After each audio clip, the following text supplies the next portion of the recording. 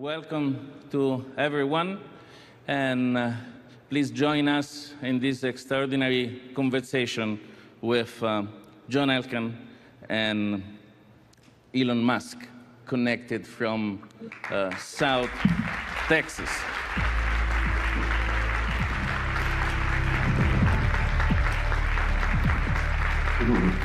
Thank you, John.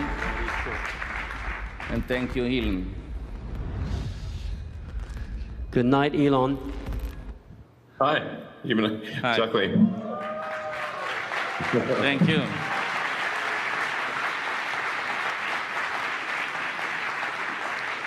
John and Elon, they will share with us their views on the future. Both are industrial leaders committed to foster innovation, supporting change, with trust for the power of technology in helping us to solve problems and achieve progress. But before we start, please take note on the side of the code number that you can type on the Slido to send us questions to our extraordinary and unique guest. Let's start from a personal note from John. John, how and when did you meet with Elon? We met in Italy, in Sicily, in 2014 after the World Cup, and we had immediately a very interesting conversation that we carried forward over the years, and the themes were artificial intelligence, human-machine interfaces, the future of our species in a multi-planet system. And what's been really good over the years is to see how that conversation and what we had discussed then ended up in actual real activities. After that, OpenAI was started, Neuralink was started, and many other projects and ventures that Elon has achieved since. And Elon, what memories you have of your conversation with John? Well, it's similar. I think we're talking about those subjects, and I just thought that John was a great person and quite insightful. But yes, at that point, we were really, Tesla was small, SpaceX was relatively small. There was no Neuralink, no boring company. So I think it was just a wide-ranging intellectual conversation, and I was just impressed with John as a person. Speaking about roots, there are similarities between Elon Musk and John Elkann. Both grew up in developing countries, in South Africa and Brazil. Both have one brother and one sister, strong affection for grandfather. Both are engineering-minded. Elon, what is the source of your inspiration? The source of my inspiration, I'd say, is somewhat philosophical. So I think that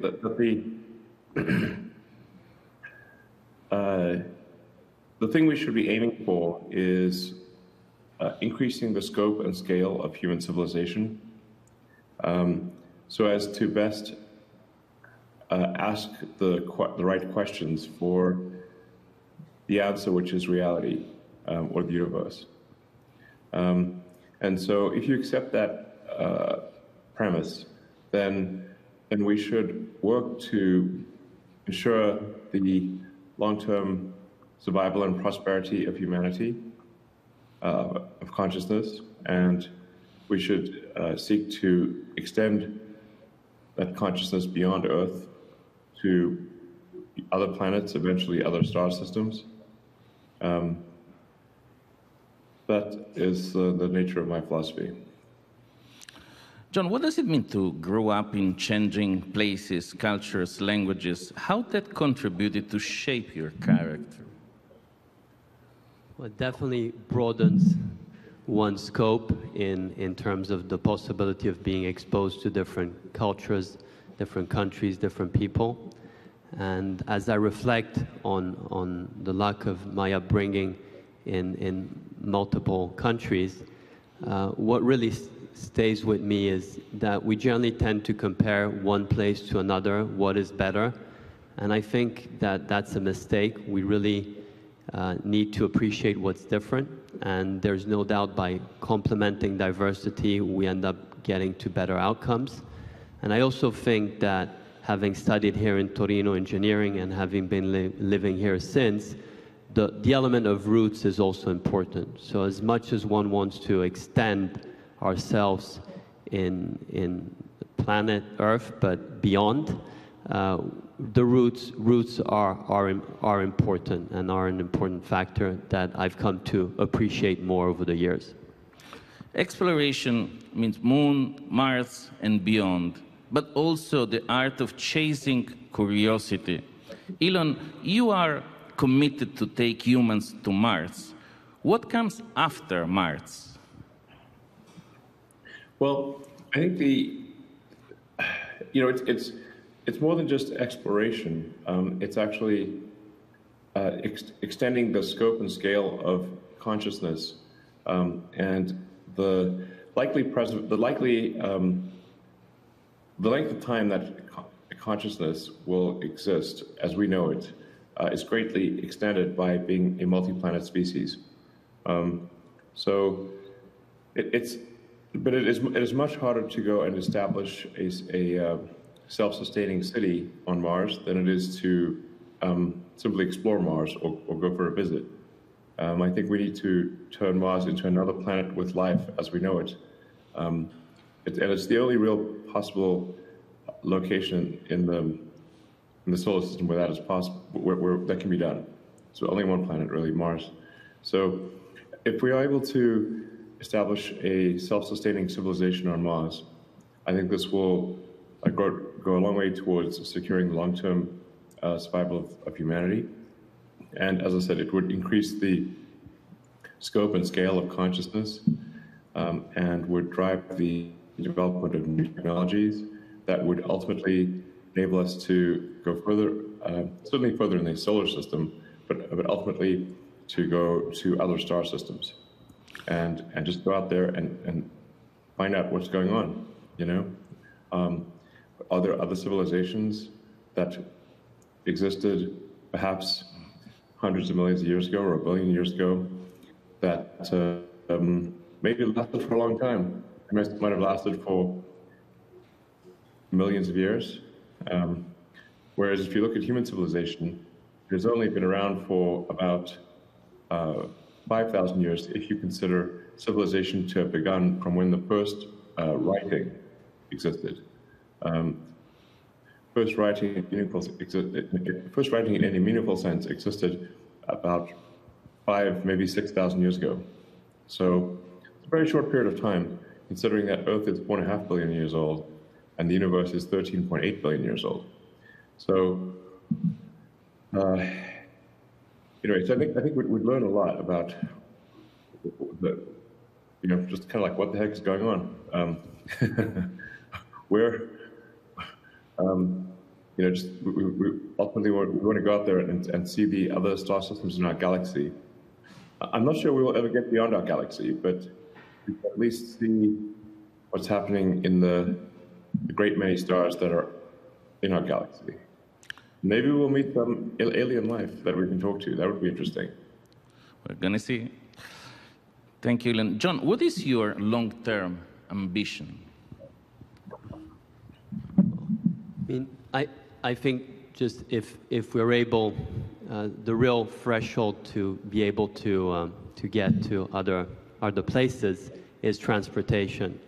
So if one could actually invent teleportation, that would allow us to travel much easier and be able to explore definitely our solar system and potentially meet with other inhabitants, as Elon was mentioning. So definitely if teleportation was something we could invent, that would be a great progress.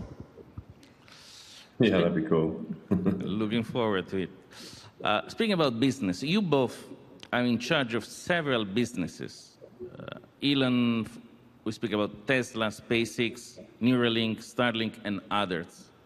John, Stellantis, Ferrari, and Exor, that means CNH, Jedi, reinsurance companies, Juventus, and others. Elon, the question for you is, I mean, you mostly created new companies. What is your recipe for that? What is my recipe? Yeah. To Well, I think it's quite difficult to create a new company and have it be successful. And generally, I do not recommend creating new companies unless you feel very compelled to do so. Starting a new company and making it successful, a friend of mine has a good thing for that, which is it's like eating glass and staring into the abyss.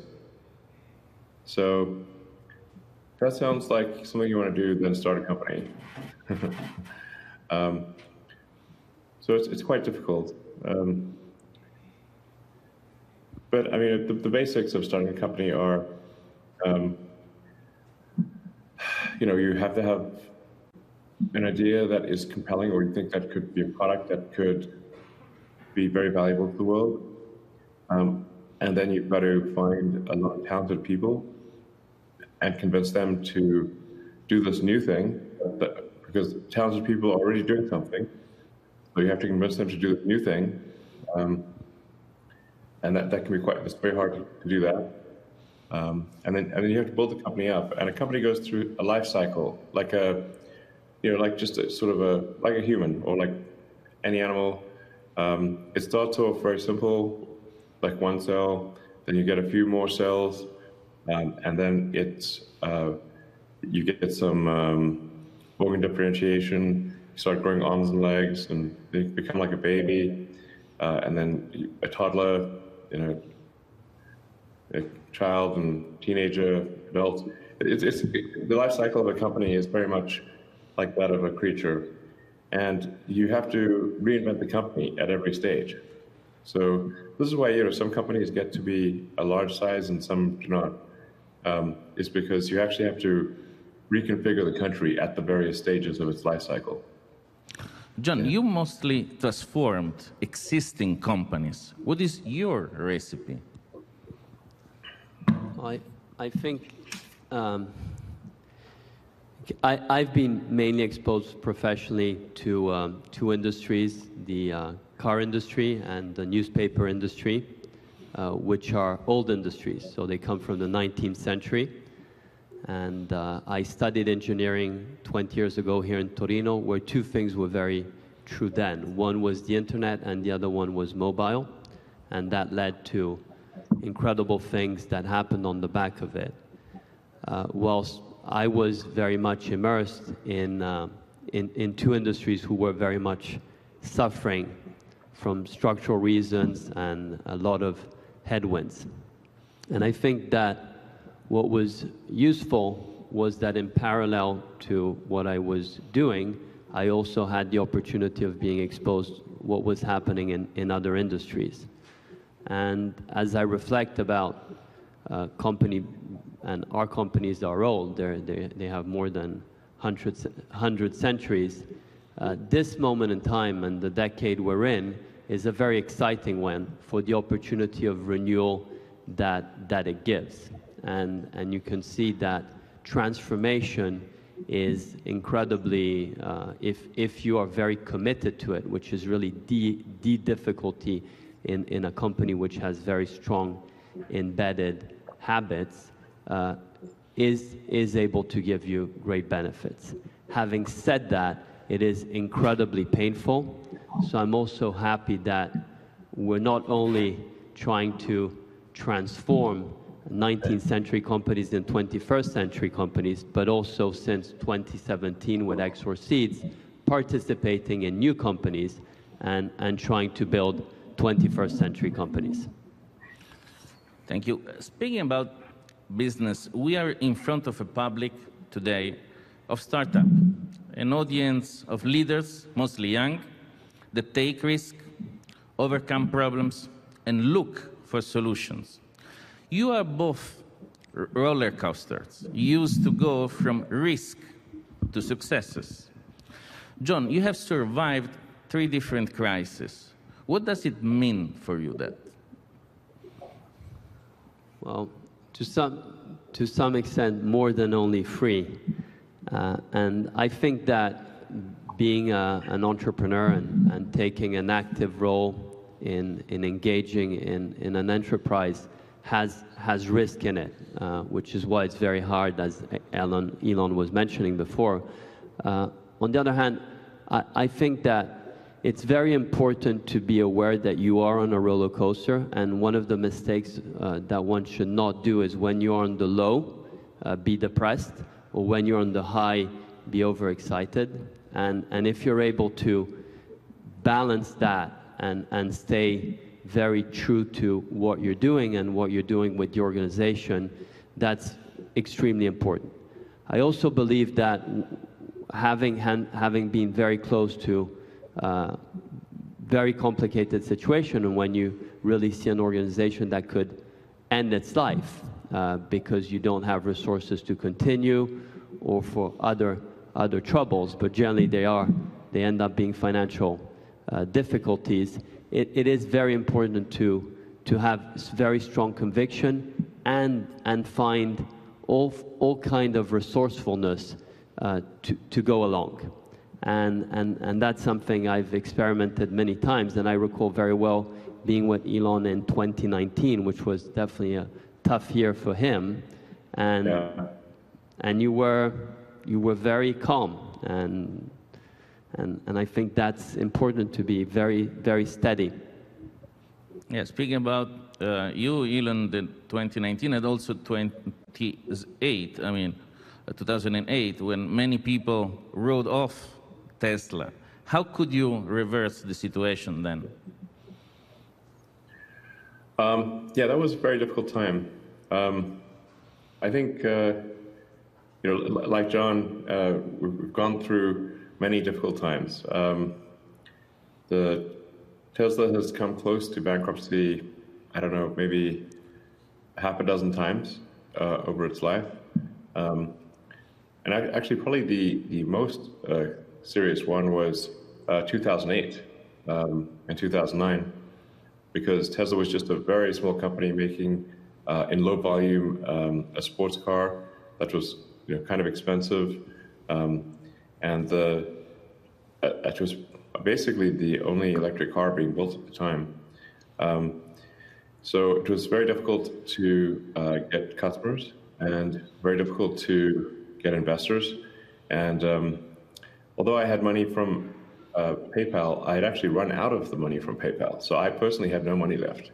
In fact, I had to borrow money from friends to pay the rent. I didn't even have a house.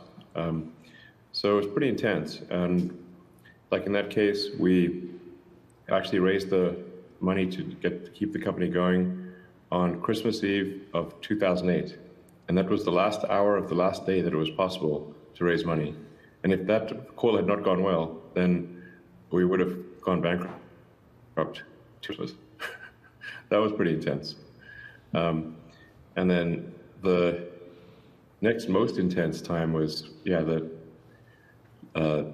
2018, 2019, when we were struggling to get the Model 3 to volume production. And so we were really in a very tough situation. Because the thing that's, I think a lot of people don't fully appreciate is that while it's actually relatively easy to come up with prototypes and show cars, it is very difficult to achieve volume manufacturing.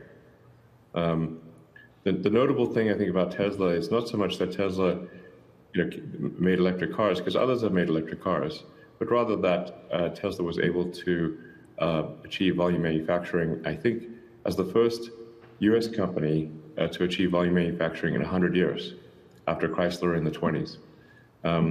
So the difficulty of this cannot be overstated. Production is staggeringly hard, and I have a great deal of respect for companies and people that are able to do volume production and make good products and actually be prosperous. It's very difficult. So it's just one thing after another. Yeah, and I'd say probably the longest extended period of pain that I've had is from 2017 to 2019. Just about almost 3 years there. Actually, it was great talking to John, actually, and John was very supportive. So.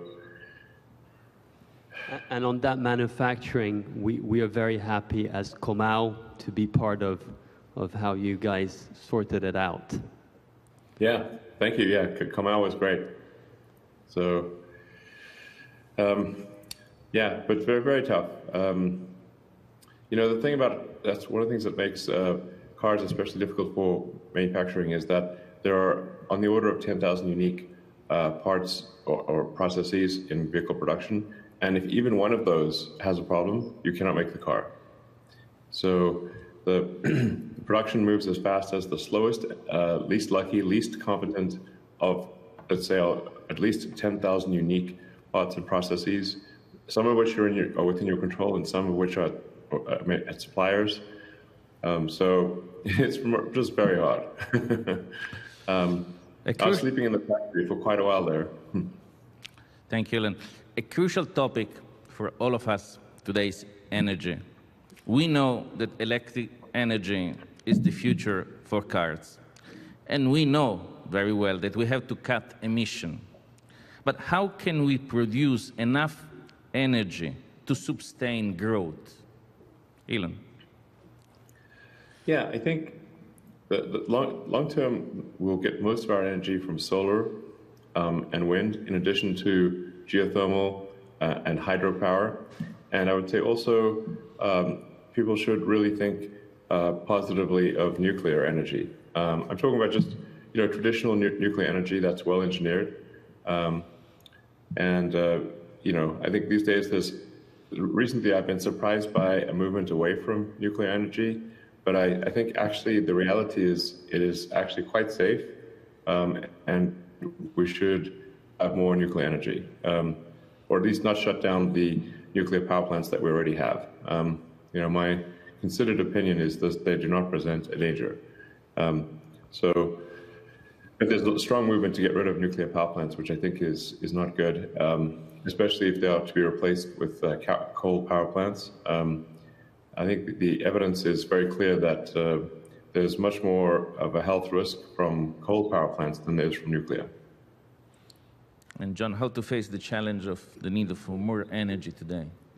Well, I think that energy is important for us to be able to continue and develop as we have. And we have two important issues to tackle. One is price, and we're seeing how energy prices are just going up in gas, coal, uranium, everything is going up. And the second one is how do we make sure that we are able to produce energy with no emission. And so on one hand, there can be mechanisms of carbon capturing, but more importantly, how can we produce energy without having to emit CO2? And no doubt, I agree with Elon that nuclear is a solution that exists. It's one that we know. It's one that is secure, and one that we should absolutely develop strongly. And if you think about why uranium prices are going up, which means that there is nuclearization in the world, it's because countries like China and India are actually nuclearizing. And that is a very strong indication of also what we should do, as in parallel, we do work very strongly on renewable, and I think that ultimately the sun, which is the biggest source of energy, is going to be the long-term solution. Do you agree on that, Elon? Yeah, I think very much so. Solar energy is often underestimated, but the Earth would be just a cold, dark ice ball at 3 degrees above absolute zero if it was not for the sun. And the sun also powers almost the entire ecosystem. From the sun powers the plants and the plankton, and then from there, the whole ecosystem above, plants and plankton. So you can think of really Earth as being already almost entirely solar powered. And so but then there's like a little bit of extra power that's needed to power human civilization, which is small compared to the total solar incidence on Earth. The solar energy on Earth is approximately a gigawatt per square kilometer. And if you wanted to, say, power all of Europe with solar, you would only need a fairly small piece of land, but in reality, it would be distributed over many pieces of land, so you don't have to have too many long power lines. But basically, like as a rough guide, about 200 kilometers by 200 kilometers of solar would power all of Europe. Maybe even a little bit less, but comfortably 200 kilometers by 200 kilometers of solar would power all of Europe. So, this could be a combination of land within Europe or perhaps just across the Mediterranean, where there's a lot of sun. But basically there's so much solar that you could very, very easily, with a very small patch of land, relatively speaking, power all of Europe, all of the world, in fact. So this is important to appreciate, that only a very small portion of the world would need to have solar panels to power all of civilization, and then an even smaller piece of land would be required for the batteries required to store that solar energy overnight, so that you can have energy at night and during the day. Coming to the new horizons of life, Neuralink is a developing brain-computer neural interfaces. How can human beings interact with machine, Elon? Sure. So, the full story of Neuralink is quite complicated. The overarching goal with Neuralink is to mitigate the AI control risk, so that as AI gets smarter and smarter, we need to do something to enhance the bandwidth between ourselves and the machine extension of ourselves. Like, we are already a cyborg to some degree, in that our phones and our laptops and our computer applications are an extension of ourselves. But the bandwidth to the computers, especially to the phone, is very slow, where we essentially are outputting with thumbs, two slow-moving thumbs. This is a very low bandwidth situation. So I think from an existential threat standpoint, Neuralink is aimed at improving human-machine symbiosis, with the idea of ensuring that humanity can have a good coexistence with artificial intelligence. Now, in the short term, over the next several years, Neuralink will attempt to solve a number of brain injuries and brain diseases. So our first application, for example, is to enable someone who is a quadriplegic or tetraplegic to be able to control their computer or their phone just by thinking. And we've already demonstrated this actually with a monkey that can play video games and use a mouse cursor and click on things on a computer. And so we're very confident this will work. And hopefully we'll have our first human trials in the next 6 months or so. It's a fascinating scenario. John, how do you see the cyborg world? Well, I think that we are in a decade where we're going to see the evolution of our smartphones, which is the first application of being cyborgs, change. And how will that object evolve? You could argue that it's going to be with, we have all these glasses that are going to allow us to use AR and VR technologies, or as an extension of what Neuralink is doing, we could actually ourselves be enabled with technology. But as I reflect on all of these evolutions and how we humans can work and cooperate more with machines, what I also find very interesting, and the avenue that all of this could open, is if we think about our relationship with nature, aren't these technologies also going to help us understand better nature? And if you could actually communicate with your dog or with your trees, wouldn't that open up a whole universe? Sure. It's a window on the future opportunities that we may. Do you want to share the animal, Elon, that the Neuralink team would be most excited in communicating with?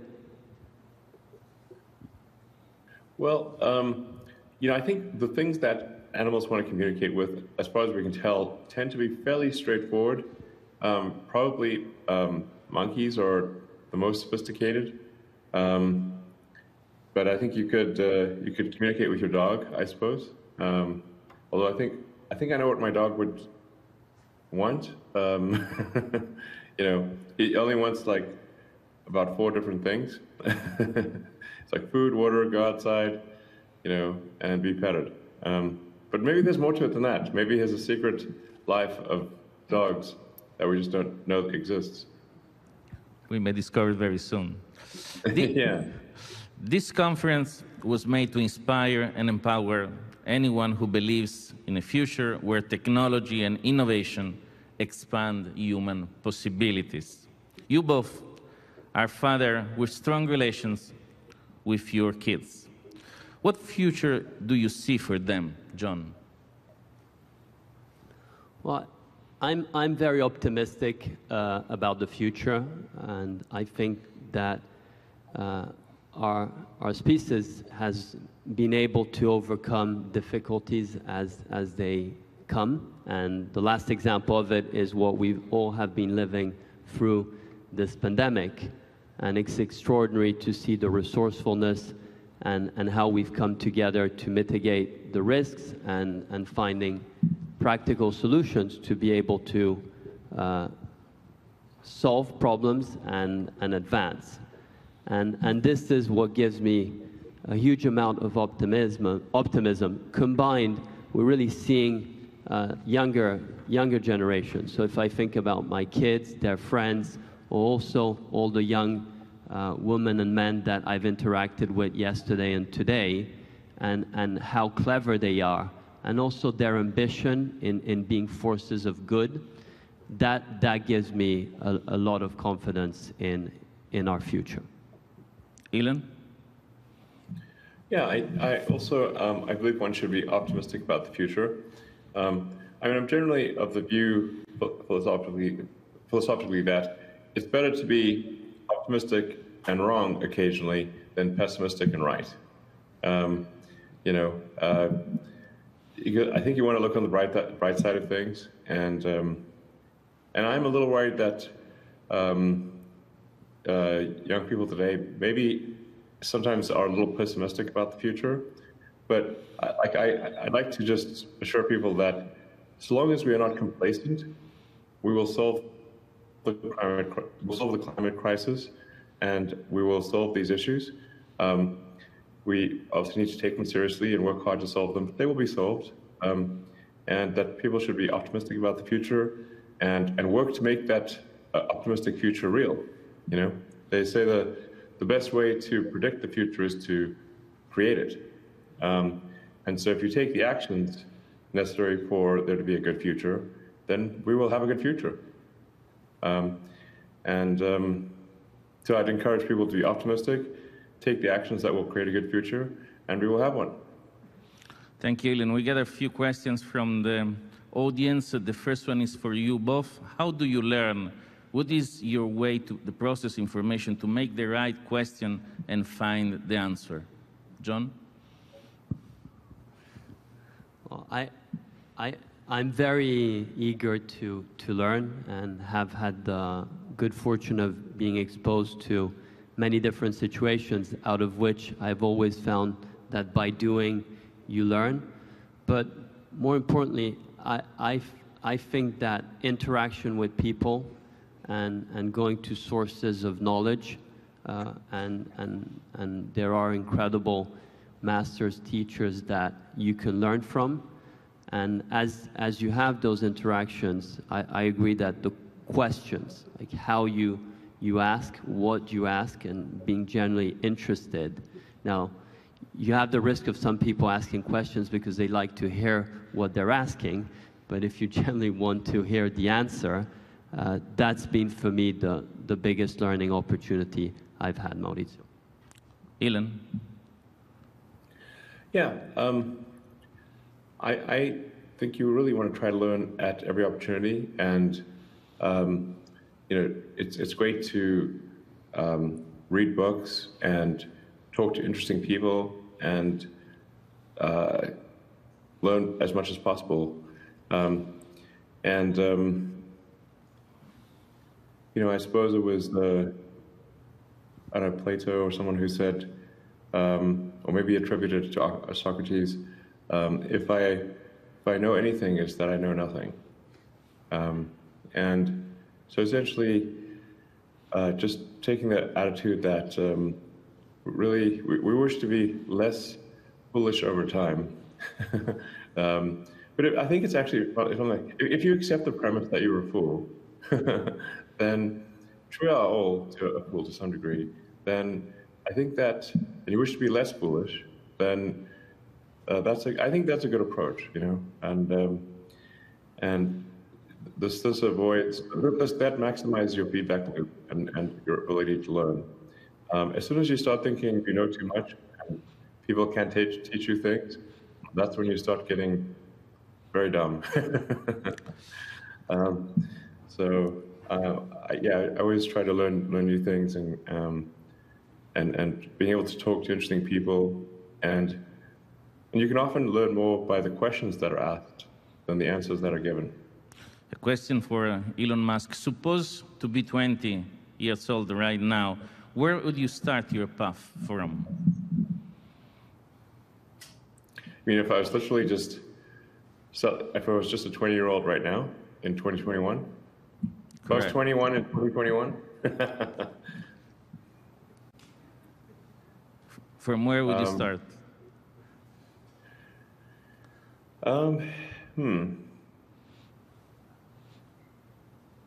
Well, I mean, assuming that I'm still a technologist, then I think there's a lot of opportunity in synthetic RNA.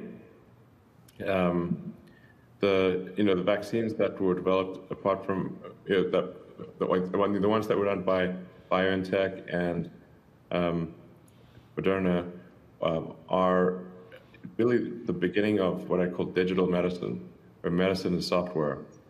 And I think I would say, what's the single biggest opportunity I see right now? It's probably synthetic RNA and the potential for revolutionizing medicine in that way.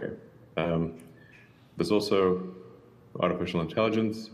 There's one of my favorites which is tunnels. We need a lot of tunnels to address the traffic in major cities. And then there's obviously the continued electrification of transport with aircraft and boats, in addition to cars. Let's see. There's many other things that will come up as well.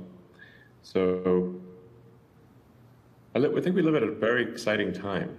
If you look at the whole history of the world and humanity, this is a time of the greatest technological growth in history, and it seems to be accelerating. A question for John Elkann. Will we ever see an autonomous Ferrari car?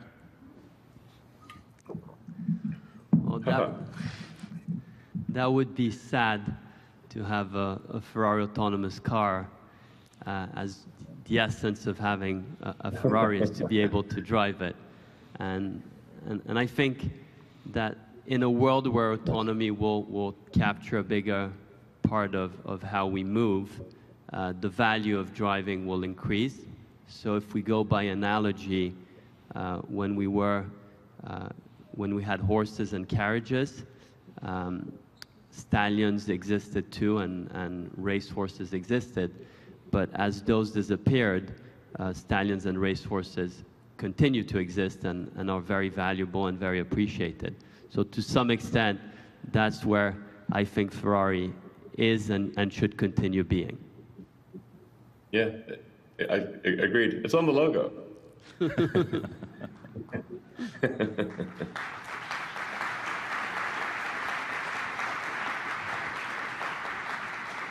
We have time for just two short final questions. Elon Musk, it has been reported that you consider yourself not a CEO, but an engineer for the ability of problem solving. How do you find these skills in your candidates, people that want to work with you?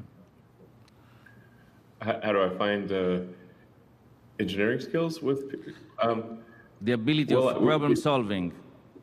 Oh, yeah. Generally, my interview generally consists of just asking people to tell me the story of their career, and in particular, to go into depth on some of the toughest problems that they've solved and how they solved them. And then that gives me pretty good insight into what they can do. And then I'll generally ask them, detailed questions about some problem that they solved technologically, and that will tell me if they were really responsible or not. Because whoever was actually responsible for solving the problem, they remember it very well. It's like seared into their brain. That's I think a good sort of filter for, okay, who really deserves credit for a problem and who does not, if they can answer the small detailed questions. Yeah. Then we have a very crucial question, by the way, about semiconductors, the crisis of semiconductor production. Is a short-term or a long-term standing? Short-term, I think.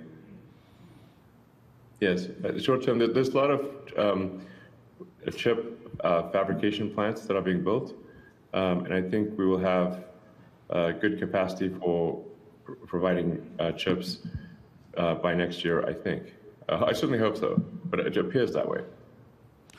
And finally, Elon, do you want to tell something else about your relation with Italy, and if you will invest in Italy as one of the members of the public asked us?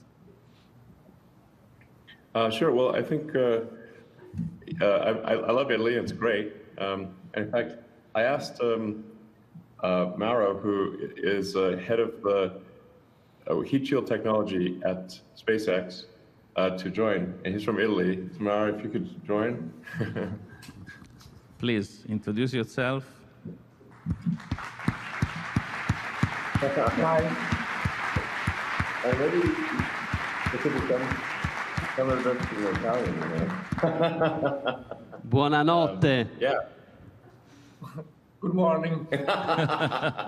Wake me up. Sorry. But you can speak in Italian, though. Yeah. Buongiorno. Buongiorno. So, Mauro, actually, you came from a small village, right? Yeah, I came from a small village in the north of Piemonte, in Valdossola, Valformazza. Which is in the same region Torino is in. Absolutely. And yeah, but I think it's funny, just think about, you grew up in, and your family's been there for a long time. Yeah, like several hundred years. Several hundred years in the village. Yes. And then you decided you wanted to work on technology. Yeah, and just decided to explore Yeah. opportunities. So went to University in Milan, then went to Caltech in California, and then I stayed at NASA, and then I realized the rate of learning was a little slow. So I'm very happy to join SpaceX for several years and work together. Can you tell us what he does in your team? Oh, yes. Yeah. Basically, should Mauro talk in Italian for a bit? Or that would be great. That would be wonderful. Yes. Okay. seguo tutto lo sviluppo dei veicoli da So I'm responsible for the development of vehicles. Spazio quando stanno a 20-25 Mach e devono fermarsi senza distruggersi e senza... So when they have to stop and burn. Quindi io lo sviluppo dei materiali, And so I develop come crearli, come installarli, materials, come how riutilizzarli. to create them, how to reuse them.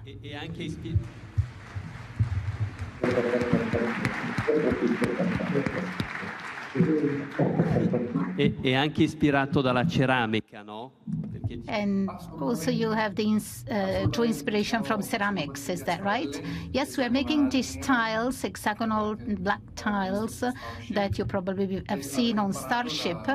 And we learned how they make tiles in Imola, Sassuolo, Italy, also how they are painting the panels of Italian kitchens, and how you can reconvert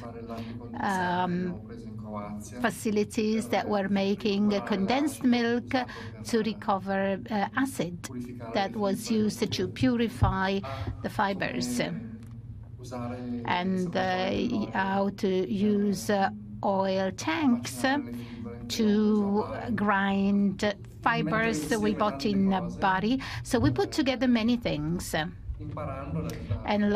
we've learned from many years of history.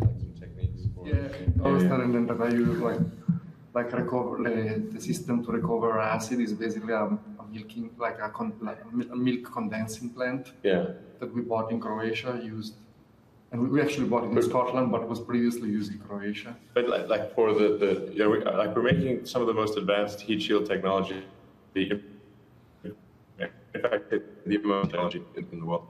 But we're using a lot of techniques that are also developed for roofing tiles. Yeah. And a lot of those techniques were developed in Italy, actually. Yeah, absolutely. Learning from everybody you can learn from.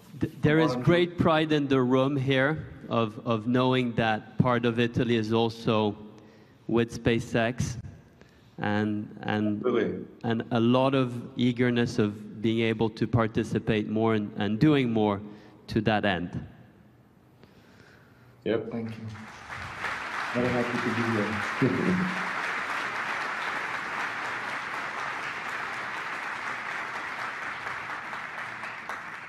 Now? And I hope that you guys will come to Torino next year to be able to see how ideally we can do more. And Torino is the capital of space of Italy, and it's also the capital of cars, which are two important passions for Elon. But we had prepared also Torino being the capital of chocolate, and knowing you like Peirano chocolate, Sure. we have this very special space chocolate that will be waiting for you when you come next time. All right. I look forward to being there in person. Very good. Thank you, Elon. Grazie. Thank you, John Elkann. Thank you to your extraordinary Italian assistants, and thank you all for having been with us today. All right. Great. Thanks. Good to talk to you. Bye. Buonanotte. Buonanotte.